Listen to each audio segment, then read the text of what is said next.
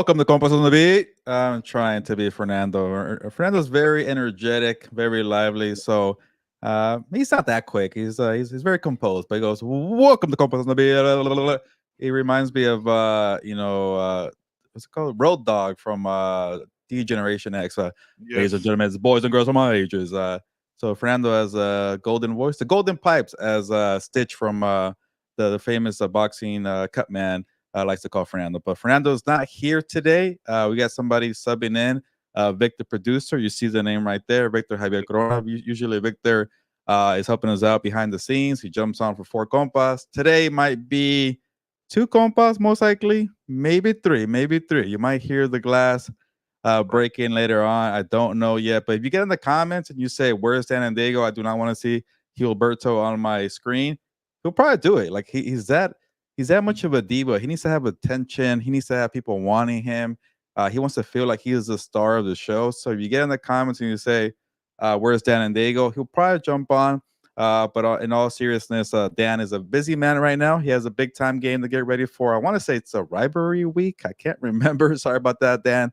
And Fernando is covering the Padres wildcard playoff game. Victor, you probably know, but I don't know if the Padres are winning. And I think they're Let me check. I playing have the not checked. Braves. I've been getting us ready for this episode. So let me check Yeah. what the Fernando's very busy covering baseball. He's a baseball writer now. People want to say he's only a Chargers beat reporter. they're up He does it 3-0 on all. the Braves in the top of the 4th. So it might be a busy October for Fernando there. For our sake, for my selfish sake, I want Fernando back here on Compas on the Beat. So, Padres, go ahead and get swept by the Dodgers. How about that? LA guy here.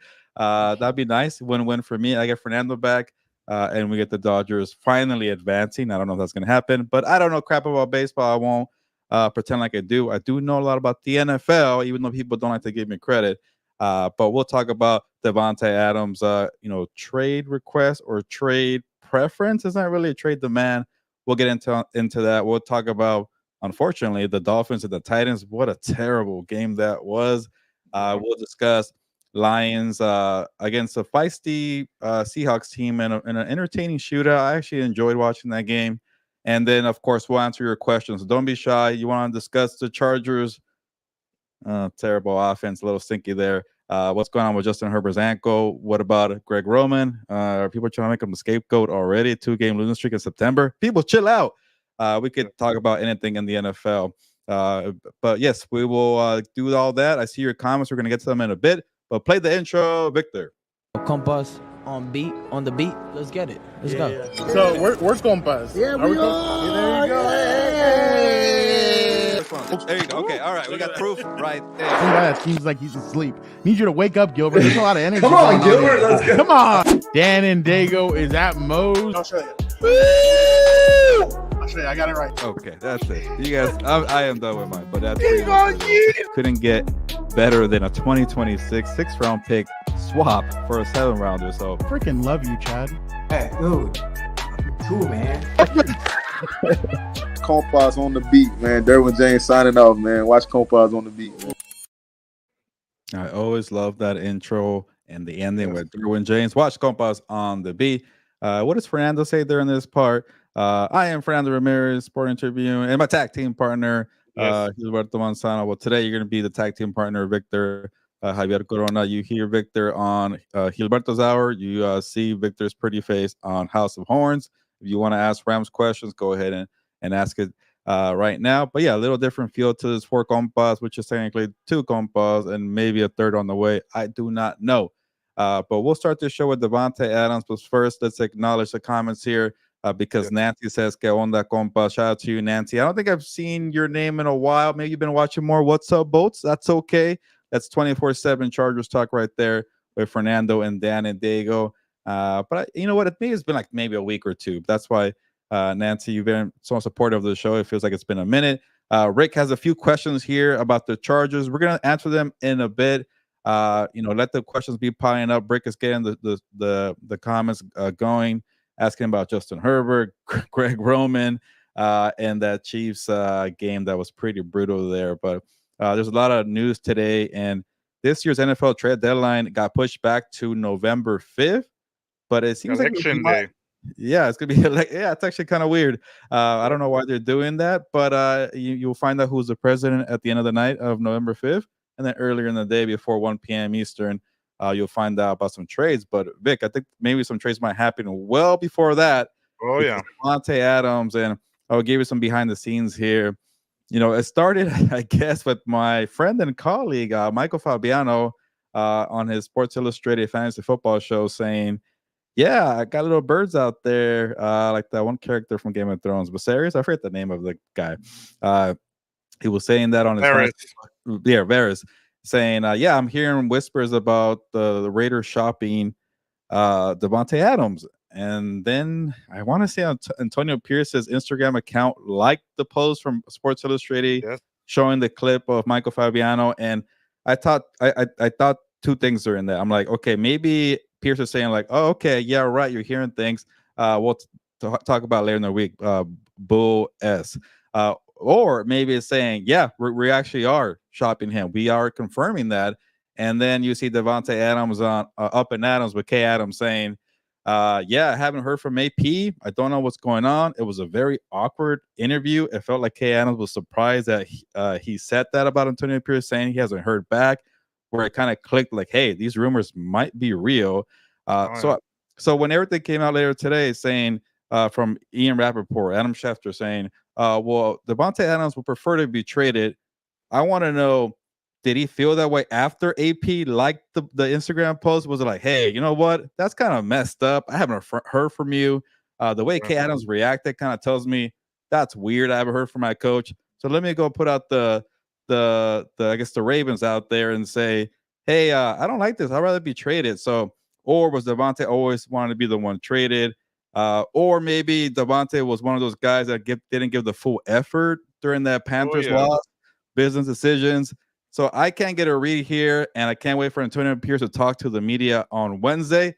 Was it accidental like? And Victor, I have a theory about that one. I want to say he's going to say it was an accidental like, but if you watch that episode of Curb Your Enthusiasm where you do the accidental text on purpose, I think he did an accidental like on purpose so he could piss off Davante, and he's going to ask for a request for a trade, and then you got all this going on. So your thoughts about the mess going on with the Las Vegas Raiders? Yeah, I kind of saw this coming last week at the end of the week, Gilbert, when Davante Adams, or on Friday, I should say, when Antonio Pierce during his presser with the uh, with the assembled media there with the B writers said that Davante Adams and Max Crosby were going to miss the game against the Browns. Um, I just figured at that point. Remember, the week before was the whole business stuff. Like some people made business decision, Gilbert, and one thing was that Jack Jones did get he did get benched in the first quarter against the Browns. With Davante Adams, once the whole hamstring thing came about, I was like, yeah, he was going to be one of those guys that was going to get benched. And this is the thing with when you have a player's coach and he actually is a guy that's going to go and do something about it, that you see guys like Davante Adams, he's like, I'm not. And then this goes back to the preseason, Gilbert. Remember too, they Antonio Pierce wanted the starters to play against Minnesota, and then Davante was like, "Yeah, no, I don't play in the preseason, bro." And then you had to make the decision, and then I think by then Antonio Pierce was like, "Look, I can only do so much before I decide. You know what? I'm not gonna keep doing this with Davante Adams." And then you could tell too. I mean, I know a lot of people use that clip of Jack Jones not putting in the effort. Davante Adams also wasn't putting the effort against the Panthers there, Gilbert. He was dropping some catchable balls there. He wasn't doing what he needed to do. So I kind of saw this coming on Friday. And then by then, I just, this whole thing kind of turned. The other thing, Gilbert, the last thing I'll say about this is that he has no guarantee money going forward. So it makes it easy for the Raiders to go ahead and trade him and get something back now, because why are you going to keep him the rest of the season and not get anything for him when he can just walk? You can cut him, do a June 1st cut, and then move on from him. So you try to get something now, and then which makes sense from Tom Telesco's point of view and the Raiders. and then you try to get something now, Gilbert. Yeah, before I share my thoughts here, I'll answer some, or show some comments here. Athir, you're not late. I know you got questions, so go ahead and Yep. ask him, Athir. You are okay. And I got Alonzo, a good friend, Yes, for college friend too from Cal State Northern. Shout out to you, Alonzo. Says he sub is a compas. compa. Uh, there. And then yes, had to make it about the Raiders today. You know, Victor, you have to talk about the Raiders. Yes. But going back to the whole business decisions there, and I gotta applaud Antonio Pierce. I was getting him crap, and I'm like, you're gonna say bold stuff like that, and if some of these star players are the ones that they checked out early from this blowout, oh man, you better not hesitate. You better not be afraid to clash with some star players, because it could definitely send the wrong message in the locker room saying, okay, well, that player gets special treatment. You're full of crap anyways, Antonio Pierce. Oh, you like to throw the players under the bus. Okay, let's see what you got there. So I do also wonder about Max Crosby, because like you mentioned, Davante Adams, that get mystery injury at the end of the week. Saying a little, I guess maybe Max Crosby was actually hurt. No, he was. I mean, they taped up that ankle. He wasn't there. That was the other thing, Gilbert, that was a bit surprising, was Max wasn't at the game on Sunday versus the Browns, so he was actually getting treatment. Devontae was at the game, which is weird too. That was the other thing Yeah. too. So I don't want to go one way too soon, because I want to hear what Antonio Pierce has to say. And I know they asked him about Jack Jones, and he said that's between me and Jack, so maybe he won't touch on it. But I love that he benched Jack Jones for the first quarter. He was an obvious person who checked out, as everybody saw on social media, that he was not really going for tackles there at the end of that game against the Panthers. So, and then they won that game without the best two players, Davante Adams and no Max Crosby. So that says, okay, Antonio Pierce was the real deal. He wasn't bluffing. He was not all talk. He was more action. And once he showed his cards and saying, you know what, I'm not I'm not just all talk here.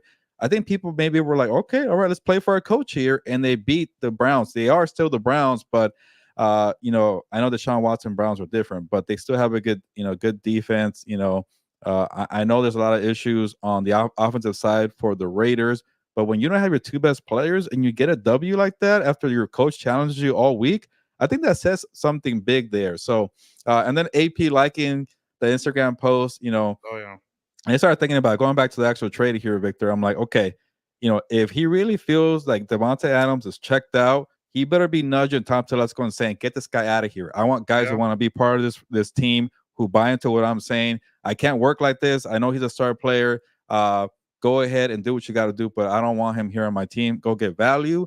And the cool thing about also trading Davante Adams, like, I know people like to kind of like do trade things. Like, you're not going to get a first round pick. No. He's an older player who's going to want a new contract. It's probably going to be a second round pick, and you go ahead and take it. But if you add more draft picks here, Vic, the one thing I've been saying about the Raiders, they are stuck in mediocre land. And when you get in mediocre land, it's hard to get out of it. And you get 8 wins, 9 wins, and then you don't have a top 10 pick. You're 15, 14. I bid them this year when 6 quarterbacks were drafted in the top 12. They were number 13. Good player in Brock Bowers. That's why you don't want to reach for a player or quarterback. You still got Bowers. But if you have that extra capital there, AP could still play to win, coach to win, and then build that winning culture. And yeah, maybe you do get 8, 9 wins again, and you're in the same situation. You're mediocre, but now you have an extra capital to maybe trade up in the draft to get a quarterback. So from all that kind of point of view, I think AP is having a good week. I mean, you might lose Davante Adams. That doesn't sound right, but you got to go all in and buy into your culture. Same thing with Tom Telesco. Get the players who want to be here, build it for the long haul, and I think they should trade them right away, Vic. Yeah, and then the other thing, if you're a Raider fan that you're excited about, Gilbert, and I know Charger fans aren't going to be happy with what I have to say, but Tom Telesco, Gilbert, I mean, the first 3 picks, they're contributing already. You have Brock Bowers, you have DJ Glaze, who started at right tackle, and you have JPJ, who kind of went back and forth between right guard and left guard. And so those draft picks are starting to do something. You have a bunch of undrafted guys that are playing already. As you talked about, 2 guys went down this week, and everybody stepped up. The other thing that I thought was, as you talked about Antonio Pierce, that was really, encouraging, was the fact that even though Davante Adams wasn't there, the offense got to be opened up. They ran more RPOs. They were able to get the ball all around to the different guys. And so that also tells you that Davante Adams is pretty demanding. And I get it. Like losing Davante Adams to an offense that was already struggling isn't supposed to make things better. But how do you how do you tell people when you look at this offense last week and they were able to move the ball without Davante Adams, the best they've looked since that last quarter against the Ravens, Gilbert? I mean, there's a reason why. And when you have a frustrated or disgruntled wide receiver, we've seen what happens. We've seen what happened with the Bills once they traded, Stephon Diggs. Like sometimes it's just best to just, it's better to have someone be gone than have them there and be disgruntled. Yeah, let's talk about some trade scenarios, and then we'll move on here and ask Yes. some questions that are not Raiders related. But all good things says any possibility of Davante reuniting with Rodgers, and that's where I guess all the signs are pointing there because obviously Davante and Aaron Yep. Rodgers know each other. They want to play together in New York, and yeah, if anybody's trying to get Garrett Wilson, well, the Raiders should get Garrett Wilson. That'd be nice, but I don't think the Jets would do that. That'd be very foolish to do that. I know people are frustrated with Garrett Wilson in the fantasy football world, but it takes a team effort, and I think he's still one of the premier wide receivers in the NFL. Yeah, it's been a struggle because last year was terrible, and then this year people are keen on him because he's a face of the offense, but. That could be the possibility, maybe a second round pick, maybe, day two picks, a second rounder and a third rounder. I think for the Raiders, the more picks, the better. So in case you do get a couple more wins that you don't want to get when it comes to the draft, you can move up and package that into a deal for Shadur Sanders or Carson Beck or Quinn Ewers, who got his job maybe stolen by Arch Manning. But that's for down the road. You want to have, enough picks to maybe move up and make a move. And it's tough to crack into the top three, but I know this year's quarterbacks aren't like last year where, you for sure had a number one, a number two, and number three. They might be a little more scattered out, but you never know when college football, the way this season will end. A couple of teams come to mind, the ones that were involved with Brandon Ayuk. You got the Patriots. That'd be pretty funny. Go to New England then, Davante. If the Raiders do that to him, that'd be pretty. The Washington Commanders. Commanders, Your Washington yeah, Commanders are doing well. But I'm trying to think because Commanders are in the stage where they're good, but they're not Super Bowl good, but they're young, and you want to keep your picks to keep growing.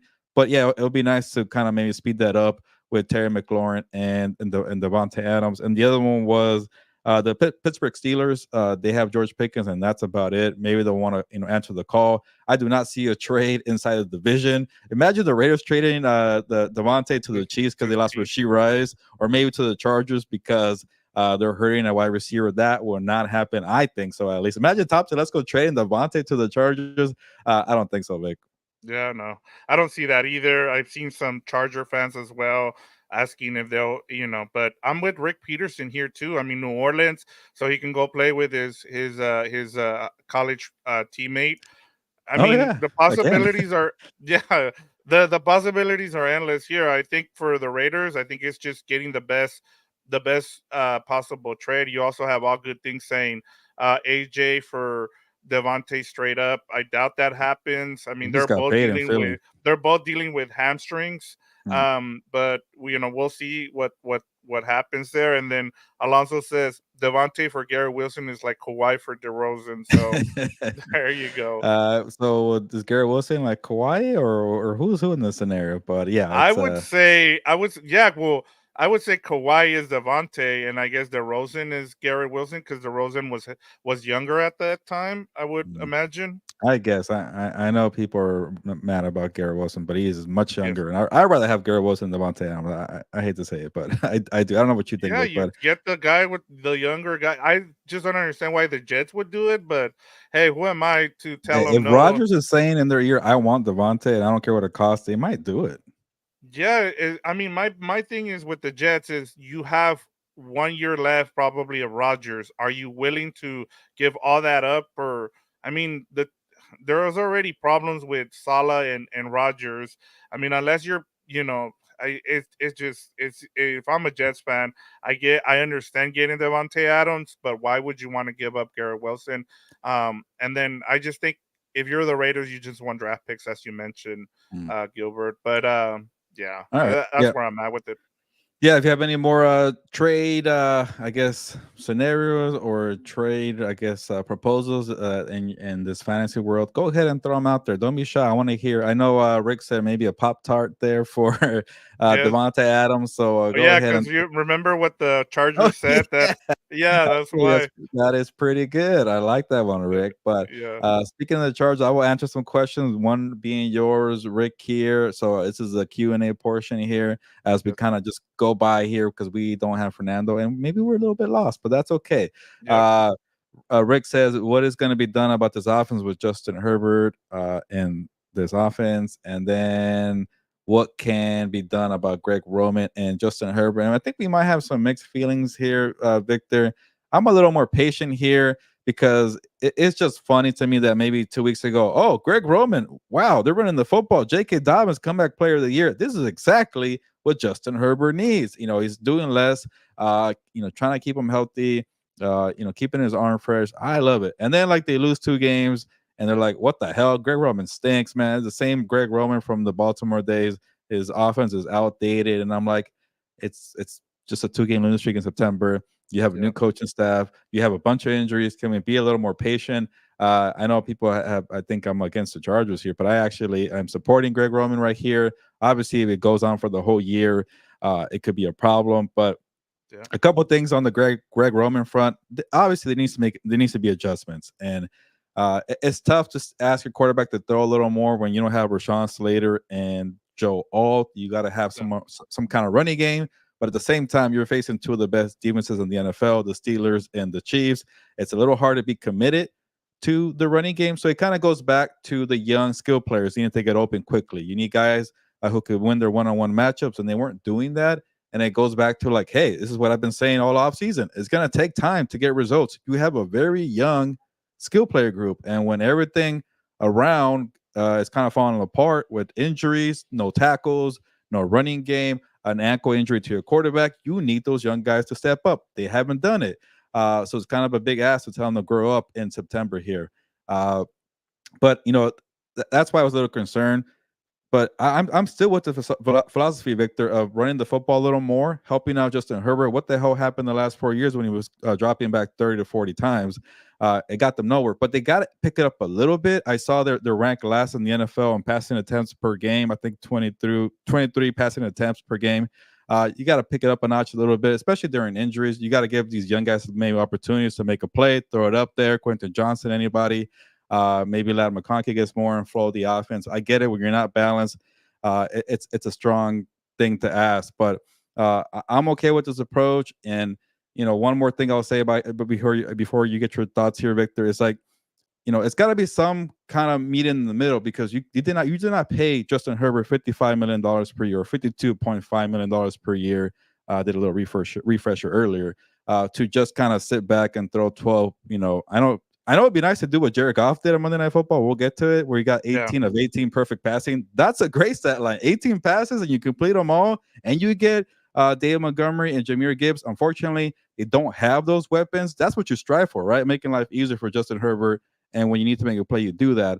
But it's just gonna take some time there, I feel like, and these guys got to grow up.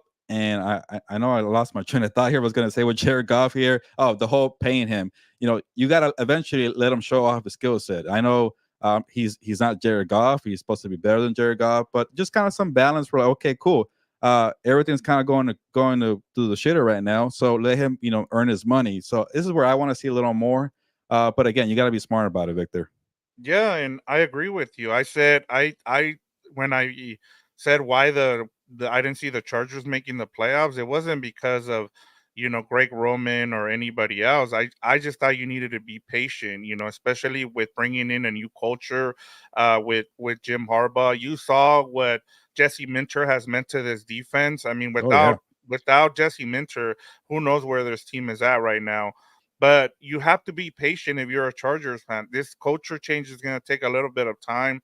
And I get it. Like Greg Roman, I as I've talked to you guys about this, I was kind of surprised with the hiring.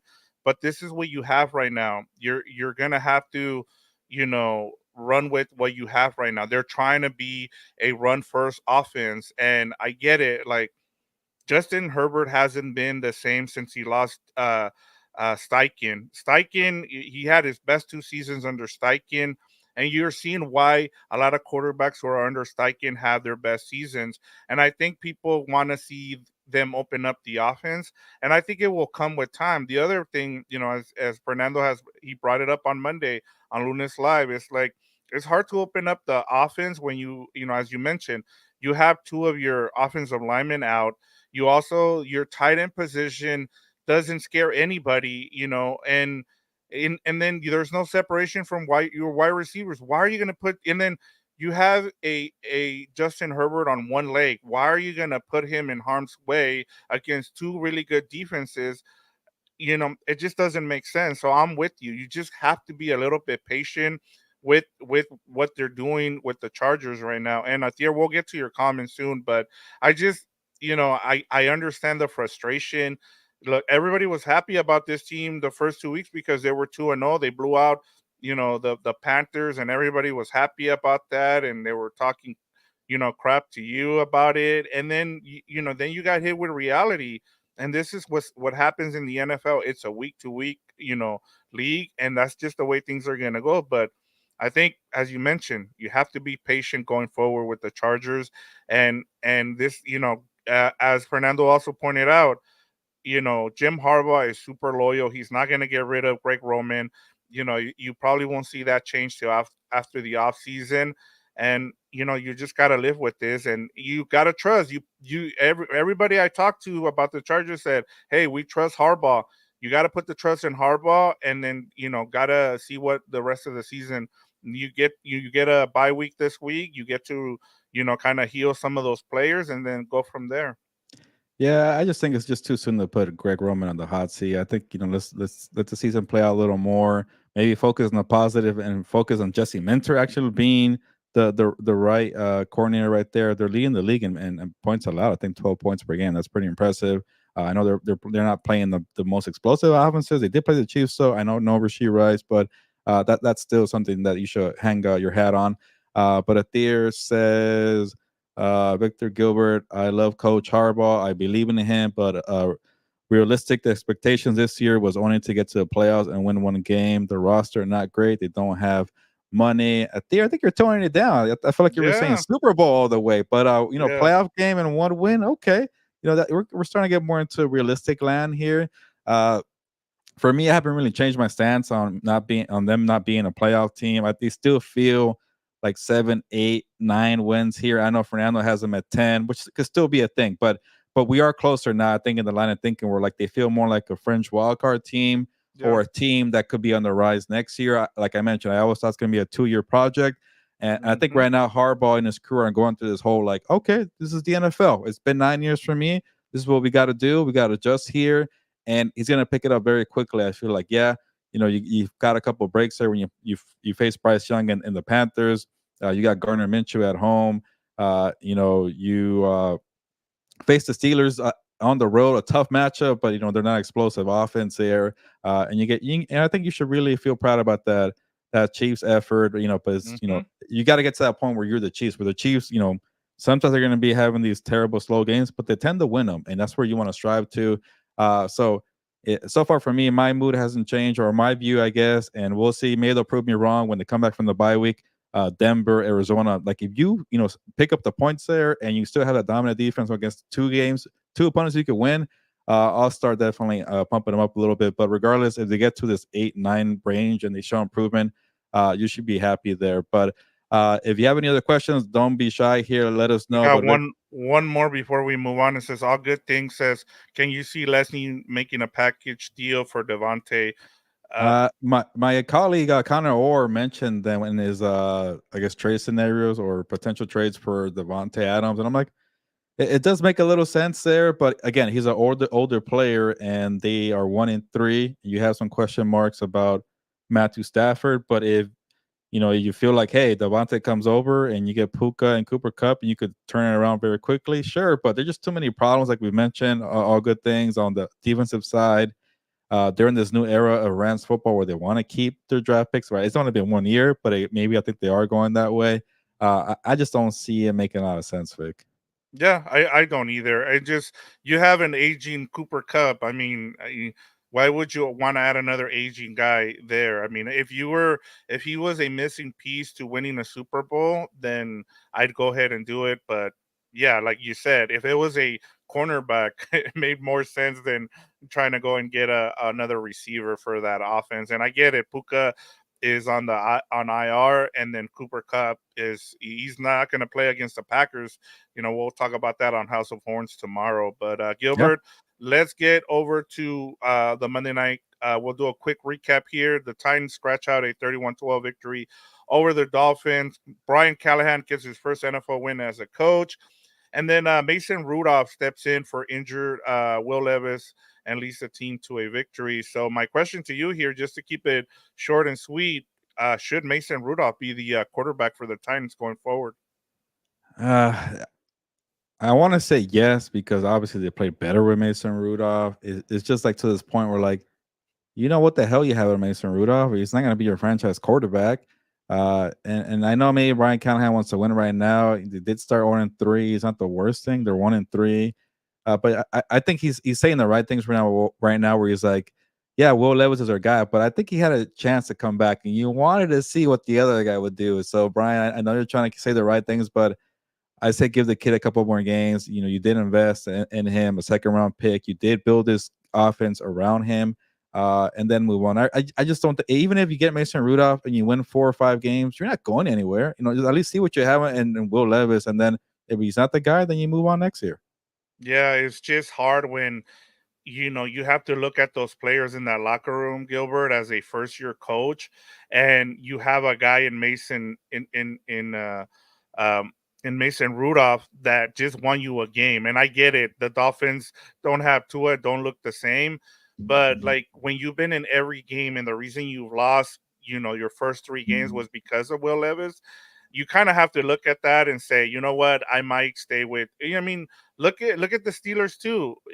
With Justin Fields and they named Wilson the starter, but I mean, apparently his injury hasn't gotten better, and so just name Justin Fields your quarterback going forward. Like I understand these coaches they feel like they need to be loyal to. He didn't draft.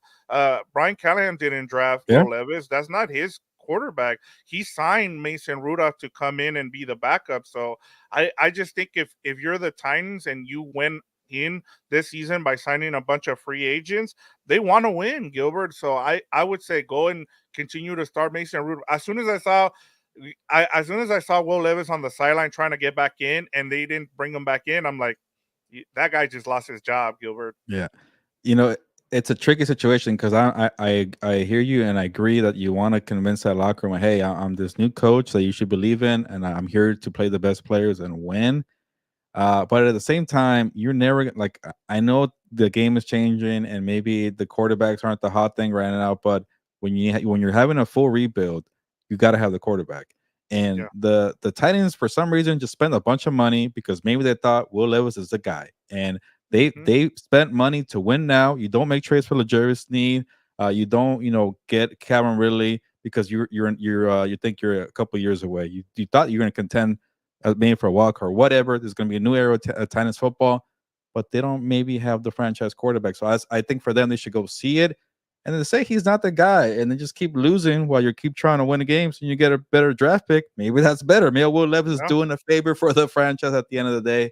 But it is a very tricky scenario here. And if you want to please the coaches, then maybe it's going to be Mason Rudolph. But real quick on the Dolphins here, Mike McDaniel has to do something. I think he's one of the most overrated coaches in the NFL. He got a lot of credit for helping Tua revive his career, and now he desperately needs Tua. Like, I think it was probably even for how much these guys need each other. Tua is starting to look like an MVP because how badly they need him. Obviously, it's not that simple, but they have no chance with Tyler Huntley. They got no chance with Skylar Thompson. Once the opponent cracks 10 points, they can't get offense. And when you have Jalen Waddle and Tyreek Hill, I get it. You're banged up with running backs. Your defense is kind of whatever.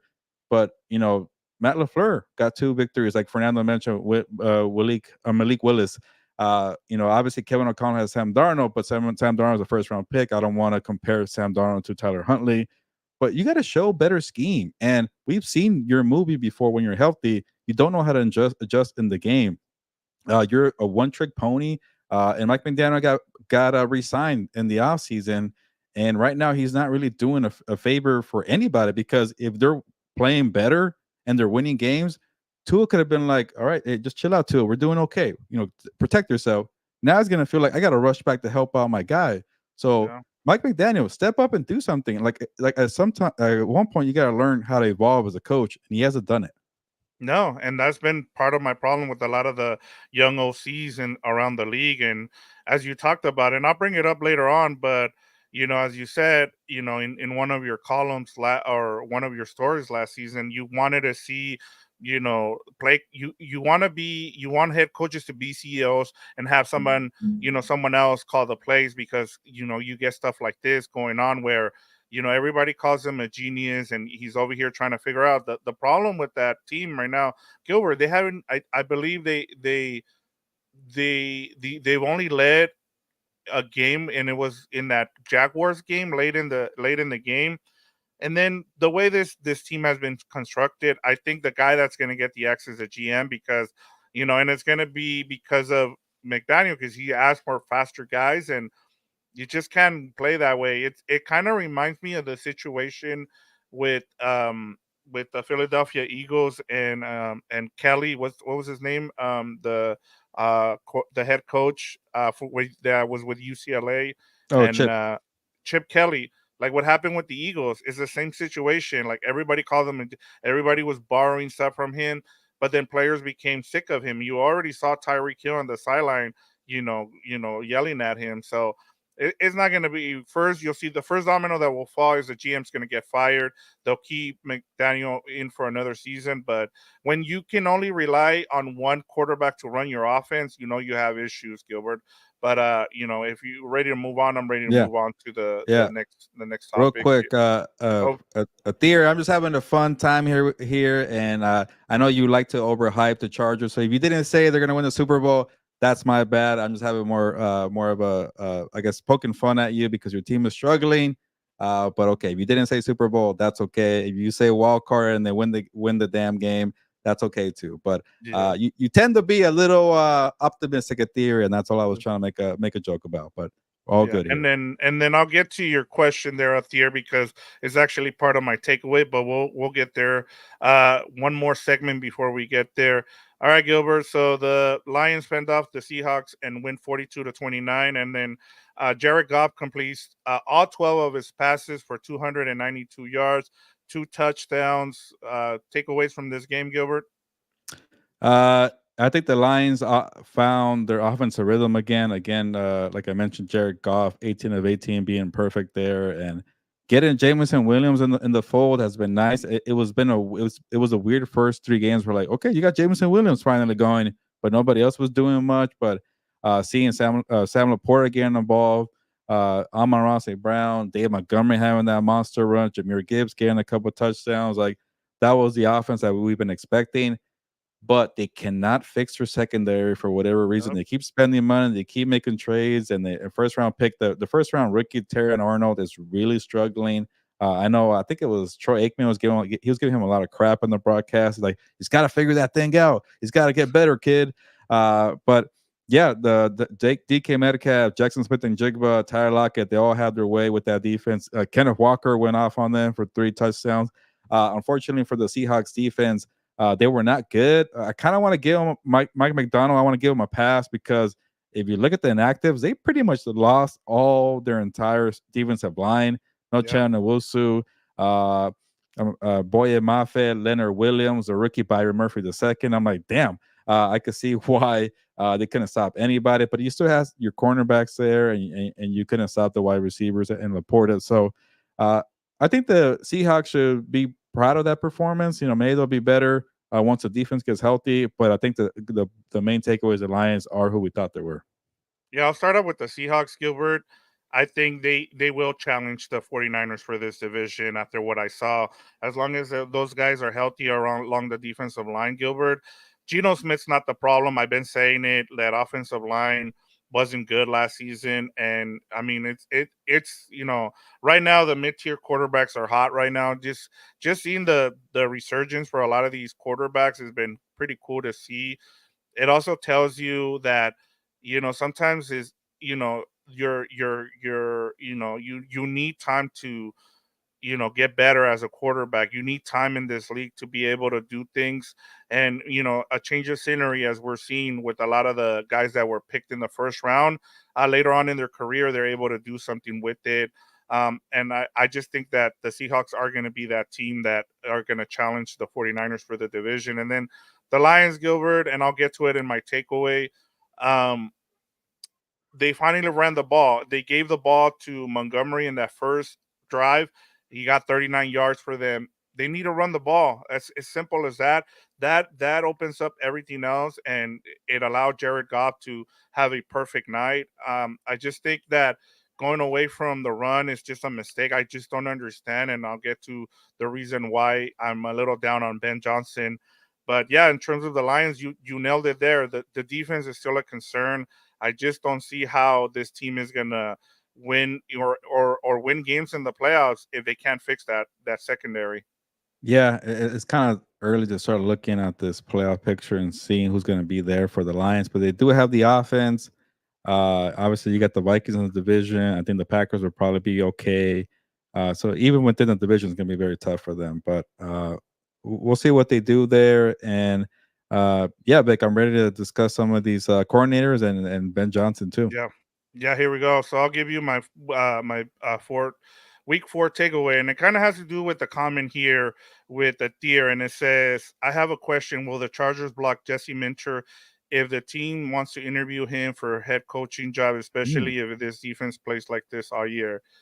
And this is where my takeaways is. I hired a DC like Jesse Minter before any hotshot OC as a head coach, and one of the things we've seen, Gilbert, through 4 weeks is that offenses are down. And the reason why is because the new defensive coordinators are coming in and they're adjusting and they're making the OCs, around the league look really bad, especially the hotshot ones like Ben Johnson, like Bobby Slowick. Bobby Slowick was a guy that was being interviewed a couple of times during the offseason, and he got a couple looks. And looking at that Texan offense, Gilbert, the first 2 downs, what I don't understand is you have a guy like CJ Stroud, and yet you're trying to make, the run happen without Mixon. When you have someone where like CJ Stroud, where you can open up the offense by getting him started by throwing the ball with him in the first couple of downs, and they just don't do that. I haven't seen the adjustment from Bobby Slowick. Ben Johnson refuses to run the ball. I just don't understand. And I think the way to go now, Gilbert, and we've seen it, I think you either hire a CEO as your head coach, and as you talked about, this goes back to what you mentioned last season, is have a guy run your team as a CEO. You have your Jim Harbaugh, Antonio Pierce, Dan Campbell, guys like that, and then hire an OC like Ben Johnson, Bobby Slowick to run your offense. And then, that's why I think someone like Jesse Minter I would go if I'm a team looking for a head coach during the offseason, I'm going to try and go get that new hot young defensive coordinator. I would say Brian Flores, but we know what the whole situation with the Brian Flores lawsuit against the NFL. I doubt he gets another shot to be a head coach because of politics. But if you're looking for a head coach this offseason, I look at defensive coordinator before I look at offensive coordinator during the offseason, Gilbert. Yeah, and going back to Thier's comment, like with Jesse Minter, he's very committed to Jim Harbaugh, and I'm sure Jim Harbaugh will give an opportunity to interview. Like usually, teams can't really block their coordinators from having a step up job, and a step up job will be a head coach. So I'm sure Jim Harbaugh doesn't want to get in the way of Minter being a head coach, but also it depends on Minter. Maybe he feels he's not ready. He wants to keep learning under Jim Harbaugh in the NFL, and he waits out a year. That's what happened with Ben Johnson. He felt like he wasn't ready or didn't have the right job. That could be when you're a hot shot candidate. You could also wait for the right job. So we'll see what happens with Jesse Minter. He's also a little on the younger side, but Mike McDonald's 37 years old, and he seems to be getting it there. I know they're 3-1, but they played pretty well in Detroit there. So and it's tough because everybody wants to pair the quarterback with the OC, or sorry, the offensive minded coach, and that's kind of rare nowadays. You don't really get that because either maybe the quarterback struggled or the coach can't hang, and it's tough to get a pairing together from their first year and moving on. But look at the Commanders with Dan Quinn. They hired Cliff Kingsbury, and shout out to Kingsbury because he's actually doing it well there with Jaden Daniels. But what happens if Cliff Kingsbury gets another shot on the NFL and they lose the OC? That's where people get worried about the quarterback. But if you have a legit quarterback, you're going to find a way to adjust. I know Jalen Hurts is struggling without Shane Steichen. He's still playing well, but not to the level we've been accustomed to. So that could be the kind of the tricky dilemma. But just don't put yourself in a box. Like I'm with you, we're having an extensive search, and if it's the defensive coach is the right coach, go ahead and hire that coach. But this whole thinking where I think it was like for a good amount of years, you got to have the offensive coach to pair with your young quarterback. I don't think that's the way. It's not that easy, and it shouldn't be prioritized that way. Yeah, and then you brought up Mike McDonald. What did he go do? He went and hired a college college guy as his offensive coordinator. Right now, all the innovative stuff, Gilbert, is coming from the college game. It's not coming from the NFL. That's why I was kind of surprised that Harbaugh didn't go and hire a offensive coordinator from the college ranks. And if you're Jesse Minter, let's say you're being offered a job and you find you want to take a job, you end up taking the head coaching job.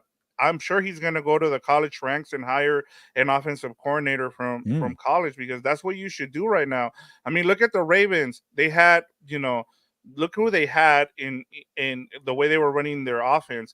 They went and got a college coordinator from Georgia. Like, that's what you do right now. That's the way to go. That's why I'm like, why are you going to hire an offensive coordinator from the NFL when we're seeing the results on there right now? So go and hire a guy from the college ranks as your offensive coordinator and then go from there. But that was my biggest takeaway, is especially with the way offenses are down. I just think you go and you hire a defensive minded coach first, or a CEO, and then you get an OC from the college ranks, Gilbert.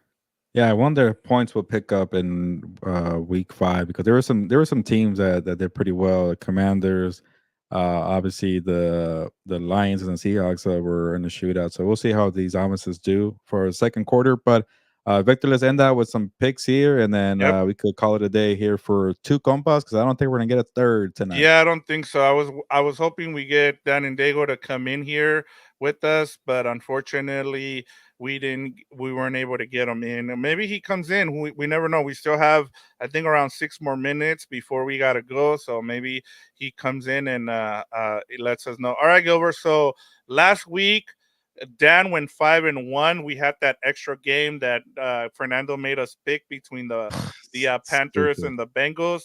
So Dan went 5-1. I went 4-2. Fernando went 3-3, and you went 2-4.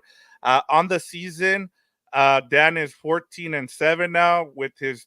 I think he's a combined 9-2 the last 2 weeks. So he's had good weeks picking games. I was set up. I would have been 2-3. Freaking Fernando. Yeah, he messed you up there. So you're now 11-10 on the season. I've actually caught up to you, 11-10 now. Sitting in last place is Fernando at 10-11. So we're picking games. The guys have sent in their picks. So as we go through each game, we'll give each pick that they gave. All right, Gilbert, we're going to start off in London on Sunday morning at 6:30 Pacific time with the New York Jets at the Minnesota Vikings. The line is Vikings are 2.5-point favorites, and the over/under is 40.5. Where are you going with this one? Yeah, I'm just glad I didn't jinx the Vikings last week. I picked them to beat the Packers. Might have been one of my 2 wins. I forget if we picked that game. But yeah, they already proved me wrong. They've surpassed the 3-win total I gave them. So shout out to the Vikings there. And obviously I still have question marks about them being legit in the division. The Lions showed up yesterday, so it kind of makes me look a little better in terms of my Lions being the team to beat there. But I can't pick them over the New York Jets. There, the Jets they seem like they're frauds. There, the Vikings are definitely a more complete team. They're better. They're better offensively, defensively. I'll take the Vikings in London, even though technically a shorter flight for New York. But give me the Vikings. Okay, I'll go with the Jets as Mm, my underdog here. As much as I like the Vikings, I'm the one surprised. thing and it had I've been going off of trends. One thing that we've talked about on Gilberto's hour is that um, you've seen every time a team has a bad loss, they come back and they beat a team that nobody expected them to win. Everybody's now jumping on the Vikings bandwagon. I would have picked the Vikings here too, but you also have the whole element of having to go to London, Gilbert. I just think the Hmm. Jets are gonna respond, especially after the whole thing with Salah and Rodgers. So give me the Jets here, and then the guys pick. Dan picked Minnesota as well, and Mm, Fernando also picked Minnesota. So that's okay. why I didn't want to go with the same Okay. team as everybody. So there That's we fine. go. And then Atir says easy Vikings 27-10. By the way, remember he was saying something to you about our pick, or he was saying something to you about our pick about the 49ers and Patriots covering, and they didn't. But remember, he did make fun of us for saying that the Broncos would cover, and he's like, no, it's going to be a blowout by the Jets. And what happened at the Yeah. year? They covered and they won. So there we go. At least we do get some of those right, I picked the even Broncos though, outright to win, and I was the only one yes, of my company, SI.com, not my company, but SI.com. I got it right. yeah, there you go. All right, moving on. Baltimore Ravens at Cincinnati Bengals. You have the Ravens at -3 here. The over-under is 50.5. Yeah, I like that we kind of have like a rule here where you have to pick one underdog, and Yeah. picking the Bengals as your dog has not been good this year because they lost So let me to. give you the guys went with the dog here. They're both Oh, picking what the Cincinnati. So Fernando and hell? Dan are going with the dog here. Oh man, okay. I hate to waver from my picks because I already did them.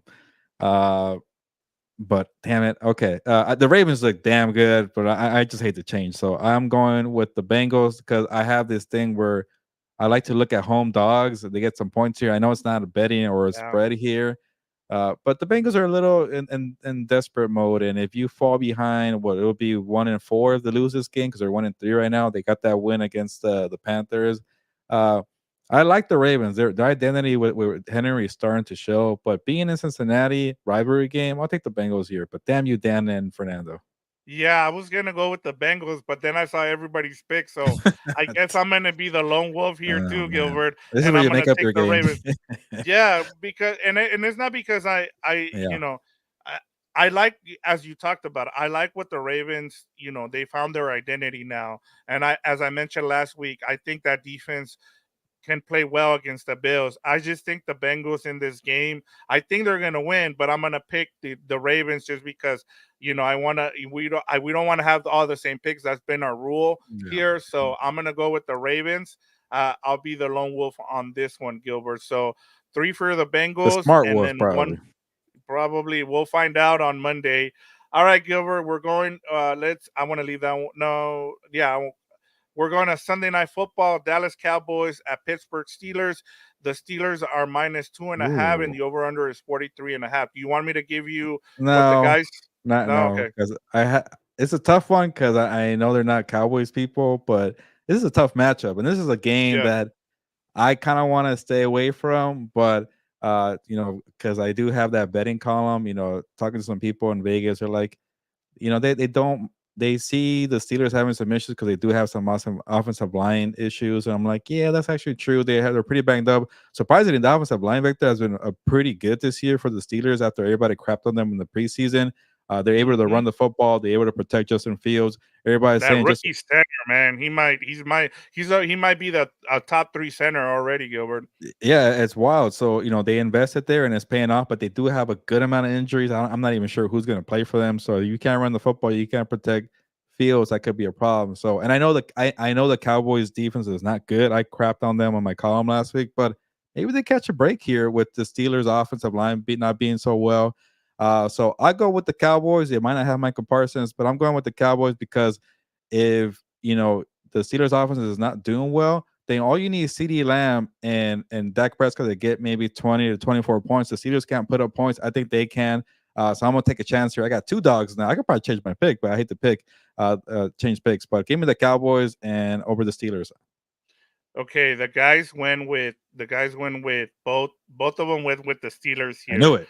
Both Okay, Dan and so I'm gonna take the Cowboys here. I'm with you on this one. I think the Colts kind of exposed the Steelers in terms of how you can beat them, and Yeah. that's going after that secondary. I think. And what is the Cowboys? What do they don't do? They don't run the ball. So I mean, you're not going to expect them to run the ball here. If Mike McCarthy is smart, which in the regular season he is, not in the playoffs, I think they're going to try to get the ball down to CD Lamb. They're going to get now that Ferguson is back, that also opens the middle of the field to the tight end. So yes, give me the Cowboys in this game. So I'm with you. So it's 2 against 2 here. Let me give you also Atir says I forget Bengals 24-20 over the Ravens, and he's got the Steelers in this one. So he's with the guys in Dallas 21.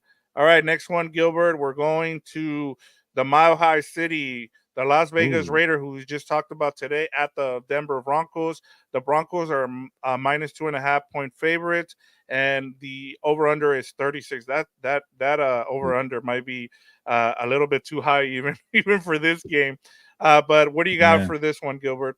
Yeah, it was a nice performance for Antonio Pierce and his shorthanded Raiders team against the Browns. But now they go to Denver, and you won't have Davante. We'll see about Max Crosby.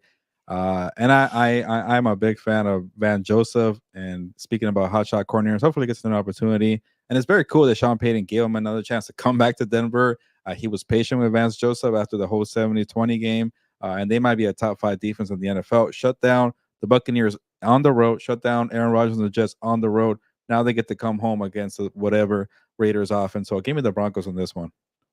Yeah, the guys went with they went with who do they go with? Broncos. Let me give you so Fernando went with the Broncos and Dan with Vegas. So they're split here.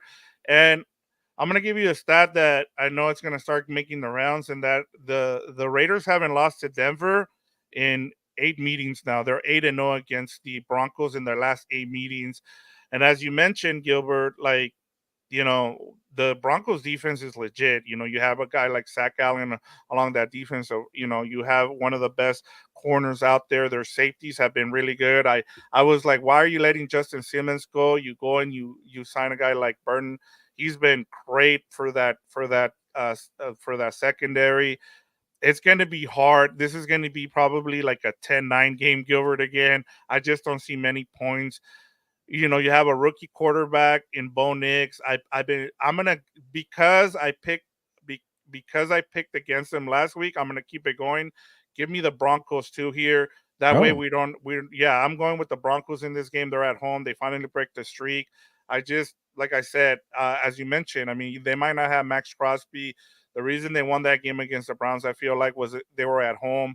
I just give me the Broncos in this game. I really like. As we talked about, the Broncos might be one of those surprise teams this season. A lot of people didn't believe in that, but and even Atir, he says the worst game of the NFL, Broncos 9. So there you go, Raiders 6. So they might not, both these teams might not score over 10 points. That's why I'm like, maybe take the under in this game. All right, Gilbert, last game, and that is the best game of the week for myself, I would say, is Buffalo Bills, our 1 point favorites against the Houston Texans, and the over/under is 47.5. Where are you going here? Yeah, he kind of a so-so performance for the Texans, but they pulled it out against the Jaguars. The Bills were embarrassed, and I can't tell with the Bills. They kind of had a little bit of an easy schedule to go 3-0. I liked what I saw from Josh Allen, but then they got destroyed by the Ravens, and that defense could not get off the field or save their life. I kept screaming at the TV, like, get a stop here. Like, can you stop Derrick Henry or Lamar Jackson? I think the Bills will be a little better, but I'm going with Houston here. They're at home, and you're right about what you said about Bobby Slowick. Trying to get the run game going. You're banked up with Joe Mixon. Go let CJ Stroud be CJ Stroud, and do his thing there. So hopefully he does that. It's kind of a tough one, but I'll go with the Texans here. Yeah, the guys went with Houston as well, but Oh, I'm gonna go with the Bills. One of the things I told you about on Gilberto's Hour was the thing I was kind of concerned about with the Bills was nobody had tested their run defense. You lose, you get just destroyed on the run by the Ravens. The Ravens match up well with them. I just don't see the Texans being able to match up as well.